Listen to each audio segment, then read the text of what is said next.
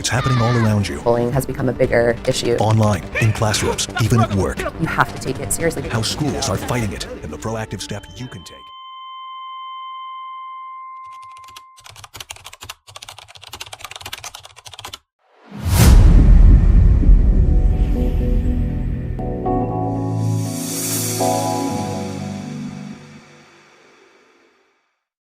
Halo, jadi aku di sini akan menjelaskan tentang cyberbullying. Apa sih itu cyberbullying? Cyberbullying itu adalah suatu bentuk penindasan ataupun pelecehan terhadap seseorang yang bisa dilakukan melalui media sosial seperti pesan teks, email, dan platform online yang lainnya. Perilaku ini dapat melibatkan penghinaan, pengancaman, penyebaran rumor, ataupun tindakan yang dapat menyakiti, mempermalukan, hingga merendahkan orang lain secara fisiologis. Sedangkan untuk sexual harassment cyber merupakan pengungkapan seksual yang terjadi di dunia maya, baik itu sosial media, pesan teks, pesan panggilan, dan juga platform online lainnya yang menyebabkan perasaan tidak nyaman secara seksual kepada penerima. Hal ini bisa kata-kata verbal, baik berupa teks ataupun komentar, dan juga foto atau video yang vulgar. Adapun contoh dari cyberbullying ini yang pertama yaitu komentar yang menghina di media sosial seseorang, di mana seseorang memposting komentar kasar atau menghina tentang penampilan, prestasi, kehidupan pribadi orang lain di platform seperti Instagram, Facebook, atau TikTok seperti contoh di samping ini. Nah, ini akan berdampak mengurangi kepercayaan diri korban yang memicu stres atau bahkan depresi. Nah, selanjutnya yaitu penyebaran foto atau video memalukan. Seperti contoh di samping ini, di mana pelaku menyebarkan foto atau video korban tanpa izin untuk mempermalukan mereka, seperti hasil editan yang tidak pantas, seperti yang gambar samping ini atau rekaman pribadi. Contohnya, menyebarkan video korban yang sedang dalam situasi memalukan tanpa izin. Nah, ini akan berdampak pada korban berupa mempermalukan korban secara publik, merusak hubungan sosial hingga trauma. Yang ketiga, contohnya yaitu penghinaan di forum online atau grup chat. Diskusi di grup chat, forum, atau komunitas online yang berisi hinaan atau ejekan terhadap individu tertentu, seperti contohnya di samping ini, di mana di forum gaming juga dapat terjadi pembulian berupa pemain mengejek kemampuan korban secara berlebihan. Ini akan berdampak korban merasa rendah diri dan enggan berpartisipasi di komunitas. Contoh yang keempat yaitu adanya doxing atau penyebaran data pribadi, di mana pelaku mengungkap informasi pribadi seperti alamat, rumah, nomor telepon, atau data sensitif lainnya untuk membahayakan korban seperti contoh di samping ini. Dampaknya, korban menjadi sasaran ancaman langsung, penipuan, dan sasaran dan serangan fisik. Di sini aku bakal ngelanjutin di mana sebelumnya sudah dijelaskan apa sih pengertian dari sexual harassment atau pelecehan seksual. Nah, di sini aku bakal ngasih contoh bentuk apa saja yang termasuk dari sexual harassment atau pelecehan seksual. Nah, jadi untuk yang pertama itu ada komentar atau lelucon yang melibatkan fisik atau tubuh seseorang yang mengandung unsur seksual. Di mana contohnya bisa dilihat pada gambar berikut. Nah, pada gambar ini terdapat ada beberapa komentar beberapa orang yang mengomentari media sosial seseorang, di mana isi komentarnya itu melibatkan bentuk fisik atau tubuh seseorang yang mengandung unsur seksual. Nah, jadi komentar-komentar orang tersebut merupakan termasuk contoh dari pelecehan seksual. Nah, untuk yang kedua, dia itu ada sentuhan fisik atau tubuh seseorang yang tidak diinginkan dan tidak diizinkan. Nah, jadi di mana ada seseorang yang menyentuh fisik atau tubuh mereka tanpa seizin. Nah, apalagi menyentuh bagian tubuh yang sensitif sehingga membuat seseorang tersebut merasa tidak nyaman. Nah, itu bisa merupakan contoh dari pelecehan seksual atau sexual harassment. Bisa dilihat contohnya pada animasi gambar berikut. Selanjutnya, itu yang ketiga, ada perhatian atau pandangan seksual yang mengganggu. Bisa dilihat contohnya pada gambar animasi berikut. Nah, jadi itu ada sekelompok individu yang memperhatikan atau yang memandang terhadap satu individu, di mana mereka memandang dengan adanya unsur seksual, mereka memandang dengan satu fokus pada area tubuh individu tersebut yang menyebabkan rasa tidak nyaman pada individu tersebut. Nah, itu merupakan termasuk dari contoh pelecehan seksual.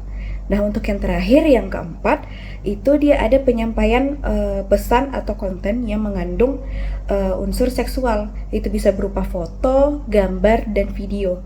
Dan mereka mengirimkannya secara bebas ke media sosial orang lain tanpa izin orang lain tersebut. Nah, itu juga termasuk dari pelecehan seksual. Nah, jadi tadi kalian sudah mendengarkan apa itu cyberbullying kan? Di sini aku mau memberitahu beberapa hal yang dapat kita lakukan untuk menghindari menjadi korban dari cyberbullying itu. Yang pertama, kita bisa menggunakan fitur privacy atau kita batasi siapa yang dapat melihat sosial media kita, dan juga lebih berhati-hati dalam apa yang kita posting di sosial media karena jejak digital itu nyata. Kemudian kita gunakan fitur laporkan atau report pada hal-hal yang menjerumus kepada bullying ataupun pelecehan. Nah, ingat, seorang korban dapat menjadi seorang pelaku juga. Jadi, kita juga harus berhati-hati dalam hal yang kita posting, baik itu foto ataupun komentar terhadap orang lain. Coba sebelum di-upload, kamu pikirkan dulu, kamu pahami, dan bayangkan jika kamu diberikan komentar seperti itu, apakah kamu akan merasa sakit hati? Jika iya, ayo coba dipikir-pikir lagi, mau tidak di-upload? Atau kalian mau nggak orang melakukan hal yang sama kepada kalian? Ingat, kita harus berhati-hati dan lebih bijak dalam bersosial media. Baik, berikut adalah beberapa cara yang dapat diambil dalam menghadapi pelecehan seksual. Yang pertama, berbicara dengan tegas. Jika merasa aman, penting untuk kita berbicara dengan tegas kepada pelaku dan menyampaikan bahwa perilaku tersebut tidak dapat diterima dan tidak pantas, dan sebaiknya harus dihentikan. Yang kedua, mencatat kejadian. Catat dengan detail setiap kejadian pelecehan yang terjadi, termasuk tanggal, waktu, tempat, serta siapa saja yang dapat menjadi saksi. Catatan ini akan sangat berguna jika Anda ingin melaporkan lebih lanjut kepada pihak yang berwenang. Yang ketiga, mencari dukungan. Tidak ada salahnya untuk berbicara kepada orang-orang terdekat Anda, seperti teman, keluarga, ataupun seorang konselor. Dukungan emosional dari orang-orang yang Anda percayai dapat membantu dalam proses pemulihan dan memberikan dukungan dalam menghadapi situasi ini. Yang keempat, melapor. Melaporkan kejadian pelecehan seksual kepada pihak yang berwenang sangat penting. Anda dapat melapor kepada atasan di tempat kerja, pihak sekolah, ataupun kepada pihak kepolisian. Melapor tidak hanya melindungi diri Anda, tetapi Anda juga dapat mencegah pelaku untuk melakukan hal yang serupa kepada orang lain. Langkah-langkah tadi sangat penting untuk diambil agar Anda merasa aman dan mendapatkan perlindungan yang seharusnya.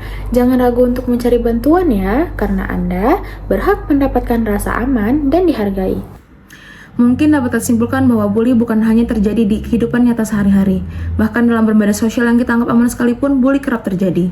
Cyberbullying dan sexual harassment bukan hanya sekedar tindakan sepele, tetapi dapat memberikan luka yang mendalam bagi korbannya, baik secara fisik, mental, dan emosional. Mungkin bagi para pelaku tidak pernah memikirkan efek jangka panjang yang akan didapatkan oleh korban. Yang mereka pikirkan hanya kesenangan dan bahan gurauan mereka saja, tetapi tidak bagi para korban. Korban kehilangan rasa percaya diri, rasa takut akan dunia luar, bahkan trauma berkepanjangan. Dan bahkan, para korban tidak segan untuk mengakhiri hidupnya dikarenakan bully. Mungkin kita semua tidak sadar hal yang kita lakukan itu apakah sudah termasuk bully atau tidak. Jadi mari kita akhiri bully ini dari diri kita sendiri, lingkungan kecil dan lingkungan besar. Bersama kita tuntas bully. Jadi guys, mengenai sexual harassment dan cyberbullying ini, di sini kita bisa melihat bagaimana pentingnya kita menggunakan media sosial itu secara bertanggung jawab. Seperti yang kita ketahui, media sosial adalah tempat yang memiliki potensi besar untuk melakukan hal-hal yang positif. Tetapi tidak sedikit juga beberapa perilaku yang tidak etis dilakukan oleh orang, seperti sexual harassment dan juga cyberbullying ini. Oleh karena itu, mari kita tingkatkan solidaritas dan juga kita ciptakan lingkungan yang aman melalui media sosial ini, melalui platform digital ini, yang mana itu semua bisa kita mulai dari diri kita sendiri dan orang-orang di sekitar kita, sehingga kita bisa membangun platform digital, salah satunya yaitu media sosial ini, untuk menciptakan lingkungan yang sehat dan lebih inklusif.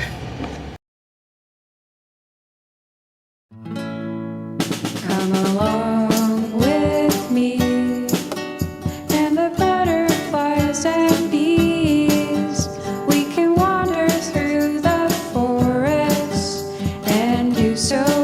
sweet, please come along with me to a cliff under a tree where we can gaze upon the water as an everlasting dream. Hentikan perundungan, ciptakan lingkungan yang aman, paham.